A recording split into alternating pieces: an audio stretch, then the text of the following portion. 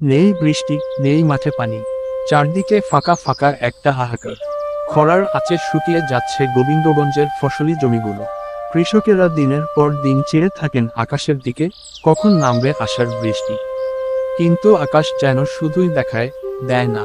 মেঘ জমে আবার উধাও হয়, সূর্যটা মেঘের আড়ালে লুকিয়ে খেলছে লুকোচুরি। মাঝে মাঝে একটু হাসে, তাতেও মাঠে আগুন যেন পড়ে। প্রতি বছর এর সময়টায় ধানের চারা রোপণের ধুম পড়ে যায়।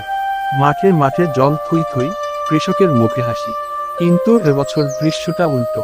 পাম্প দিয়ে সেচ চলছে কোথাও, আবার কোথাও জমি ফেটে গেছে।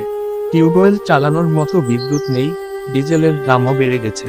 গোবিন্দগঞ্জের কৃষক আজিজুল হক আক্ষেপ করে বলেন, এই সময় ধানের চারা ওঠার কথা, কিন্তু এখনো চাষি হয়নি ভালো করে। যদি এমনই চলে, ধানের ঘাটতি হইতে পারে। জমিতে পানি না থাকলে শুধু ধান না, অন্যান্য সবজির চাষও অনিশ্চিত হয়ে পড়ে।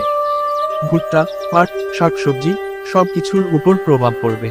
আবহাওয়ার এমন আচরণে শুধু কৃষক না, আশঙ্কায় দিন কাটছে সার কীটনাশক বিক্রেতা, ধানকল মালিক, এমনকি বাজারের খুচরা বিক্রেতারাও। কারণ কৃষি তো এই এলাকার প্রাণ। এখনো সময় আছে।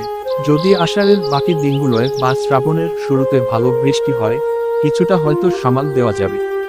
কিন্তু প্রকৃতি যদি মুখ ফিরিয়ে নেয়, তবে এবছর গোবিন্দগঞ্জের কৃষি পড়বে বড় এক পরীক্ষায়।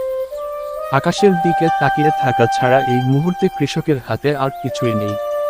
হয়তো এক ফোঁটা বৃষ্টি ফিরিয়ে দিতে পারে হারানো আশার আলো।